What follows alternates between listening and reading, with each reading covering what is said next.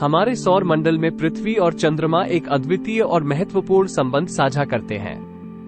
इस एपिसोड में हम जानेंगे पृथ्वी चंद्रमा के बारे में, जिसमें हम चर्चा करेंगे तथ्य, गठन और अन्वेषण के बारे में। आगे बढ़ने से पहले ऐसे ही रोमांचक कंटेंट तथा हमारे ऐप्स के बारे में अधिक जानने के लिए हमारी ऑफिशियल वेबसाइट factober.com को विजिट करें। हम ऐसे ही अलग अलग विषयों पर डॉक्यूमेंट्रीज प्रदर्शित करते हैं। हमारे आगे आने वाले सभी एपिसोड्स को सबसे पहले देखने के लिए हमारे चैनल को सब्सक्राइब करें। तो बिना किसी देरी के आइए शुरू करते हैं। गठन। ऐसा माना जाता है कि पृथ्वी और चंद्रमा का निर्माण लगभग 4.5 अरब साल पहले हुआ था, जब मंगल के आकार की एक वस्तु, जिसे अक्सर थिया कहा जाता है, प्रारंभिक पृथ्वी से टकराई थी। इस विनाशकारी प्रभाव के कारण मलबा बाहर निकला, जो अंततः एकत्रित होकर चंद्रमा के रूप में परिवर्तित हो गया। दूरी। पृथ्वी और चंद्रमा के बीच की औसत दूरी लगभग 2,38,855 मील है। ये दूरी चंद्रमा की कक्षा के अंडाकार आकार के कारण अलग अलग हो सकती है, जो निकटतम पेरिगी में लगभग 2,25,623 मील से लेकर सबसे दूर अपोजी में 2,51,966 मील तक हो सकती है। गुरुत्वाकर्षण। चंद्रमा पर पृथ्वी का लगभग 1/6 गुरुत्वाकर्षण है। गुरुत्वाकर्षण बल में यह अंतर पृथ्वी पर ज्वार सहित विभिन्न घटनाओं के लिए जिम्मेदार है। चंद्रमा का गुरुत्वाकर्षण खिंचाव पृथ्वी पर हर दिन 2 उच्च ज्वार और 2 निम्न ज्वार पैदा करता है। तुल्यकालिक घूर्णन यानी कि सिंक्रोनस रोटेशन। चंद्रमा पृथ्वी के साथ समकालिक घूर्णन में है, जिसका अर्थ है कि उसे अपनी धुरी यानी कि एक्सिस पर घूमने में उतना ही समय लगता है जितना उसे पृथ्वी की परिक्रमा करने में लगता है। परिणाम स्वरूप हम पृथ्वी से हमेशा चंद्रमा का एक ही चेहरा देखते हैं, जिसे निकट पक्ष के रूप में जाना जाता है, जबकि दूर वाला भाग तब तक छिपा रहता है जब तक कि इसे अंतरिक्ष से नहीं देखा जाता। Impact crater. पृथ्वी और चंद्रमा दोनों ही अपने लंबे इतिहास में उल्कापिंडों और क्षुद्र ग्रहों के अनगिनत प्रभावों के निशान झेलते हैं। चंद्रमा पर वायुमंडल की कमी और भूवैज्ञानिक गतिविधि ने इनमें से कई प्रभाव वाले गड्ढों को संरक्षित किया है, जो हमारे सौर मंडल के इतिहास में मूल्यवान अंतर्दृष्टि प्रदान करते हैं। कक्षा और ग्रहण। पृथ्वी के चारों ओर चंद्रमा की कक्षा और सूर्य के चारों ओर पृथ्वी की कक्षा सौर और चंद्र ग्रहण के लिए जिम्मेदार है। सूर्य ग्रहण तब होता है जब चंद्रमा पृथ्वी और सूर्य के बीच से गुजरता है, जिससे पृथ्वी पर छाया पड़ती है। चंद्र ग्रहण तब होता है जब पृथ्वी सूर्य और चंद्रमा के बीच से गुजरती है, जिससे पृथ्वी की छाया चंद्रमा पर पड़ती है। वैज्ञानिक अन्वेषण।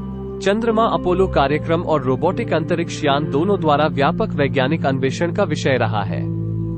1960 के दशक के अंत और 1970 के दशक की शुरुआत में नासा द्वारा संचालित अपोलो मिशन ने अंतरिक्ष यात्रियों को चंद्रमा की सतह पर उतरने, नमूने एकत्र करने और प्रयोग करने की अनुमति दी। नासा। अमेरिका अपने अपोलो कार्यक्रम के लिए जाना जाता है, जिसमें 1969 और 1972 के बीच 6 क्रू मिशन शामिल थे, जिन्होंने अंतरिक्ष यात्रियों को चंद्रमा पर सफलतापूर्वक उतारा।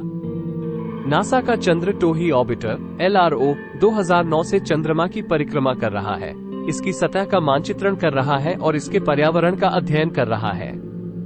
सोवियत संघ। पूर्व सोवियत संघ के लूना कार्यक्रम ने चंद्र अन्वेषण में कई महत्वपूर्ण मील के पत्थर हासिल किए, जिसमें 1950 और 1960 के दशक में चंद्रमा पर पहला सफल प्रभाव और सॉफ्ट लैंडिंग शामिल है।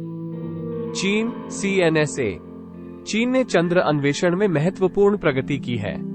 चांग-ई कार्यक्रम में कई मिशन शामिल हैं, जैसे चांग-ई 3, जिसने 2013 में चंद्रमा पर U2 Z रैबिट नामक एक रोवर को सफलतापूर्वक उतारा।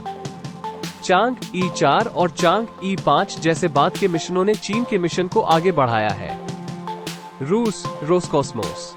रूस ने यूरोपीय अंतरिक्ष एजेंसी ESA के सहयोग से चंद्रमा पर रोबोटिक लैंडर भेजने के लक्ष्य के साथ लूना ग्लोब कार्यक्रम शुरू किया। भारत। इसरो। 2008 में भारत के चंद्रयान 1 मिशन ने चंद्रमा की सतह पर पानी के अणुओं की खोज की। 2019 में लॉन्च किए गए भारत के चंद्रयान 2 का उद्देश्य चंद्रमा पर एक रोवर उतारना था, हालांकि लैंडर को उतरने के दौरान कठिनाइयों का सामना करना पड़ा। 2023 में लॉन्च किया गया चंद्रयान 3 चंद्रयान 2 का अनुवर्ती मिशन है। इसमें एक लैंडर और रोवर शामिल है और इसे चंद्रमा के दक्षिणी ध्रुव पर सॉफ्ट लैंडिंग के लिए डिजाइन किया गया है। चंद्रयान-3 ने 22 अगस्त 2023 को चंद्रमा पर सफलतापूर्वक सॉफ्ट लैंडिंग की। और महत्वपूर्ण बात यह है कि यह मिशन वैज्ञानिक अन्वेषण की दृष्टि से बहुत बड़ी सफलता है। इस मिशन में शामिल रोवर ने चंद्रमा की मिट्टी पर सफलतापूर्वक वैज्ञानिक प्रयोग किए हैं और इसमें कई आवश्यक खनिजों के मौजूद होने का निष्कर्ष निकाला है। Japan JAXA। जापान के JAXA ने 2007 में सेलिन कागुया मिशन लॉन्च किया, जिसने चंद्रमा के गुरुत्वाकर्षण क्षेत्र का अध्ययन किया और इसकी सतह का विस्तार से मानचित्रण किया। दक्षिण कोरिया कारी।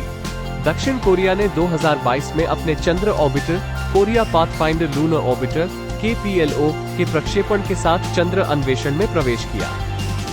इजराइल स्पेसआइल। इजराइल के स्पेसआइल ने 2019 में चंद्रमा पर एक छोटे रोबोटिक अंतरिक्ष यान बेरेशीट को उतारने का प्रयास किया। हालांकि इसके उतरने के दौरान इसे समस्याओं का सामना करना पड़ा, लेकिन इसने चंद्र अन्वेषण में इजराइल के प्रवेश को चिन्हित किया। निजी कंपनियां जैसे स्पेसएक्स जैसी निजी कंपनियों ने चंद्र मिशन की योजना की घोषणा की है। स्पेसएक्स के स्टारशिप का उद्देश्य मनुष्यों को चंद्रमा पर ले जाना और संभावित रूप से लूनर बेसिस स्थापित करना है। संक्षेप में, पृथ्वी और चंद्रमा के बीच एक बहुआयामी संबंध है जो उनके साझा इतिहास, गुरुत्वाकर्षण, संपर्क और वैज्ञानिक महत्व से आकार लेता है। ये संबंध ग्रह विज्ञान और खगोल विज्ञान के क्षेत्र में अध्ययन और अन्वेषण का विषय बना हुआ है। अगर आपको यह वीडियो पसंद आया तो कृपया इसे लाइक करें और भी अधिक मजेदार तथ्यों के लिए हमारे चैनल को सब्सक्राइब करें और इसे अपने दोस्तों के साथ शेयर करें। एक और अधिक इमर्सिव अनुभव के लिए हमारी ऑफिशियल वेबसाइट factober.com पर जाएं, जहां history, travel, nature, wild life, technology, lifestyle के साथ साथ और भी कई इंटरेस्टिंग चीजों के संदर्भ में आकर्षक कंटेंट मौजूद है। इसके अलावा हमारे ऐप्स के लिए फैक्टोबर के प्ले स्टोर अकाउंट पर जाएं, लिंक नीचे डिस्क्रिप्शन में है। देखने के लिए धन्यवाद।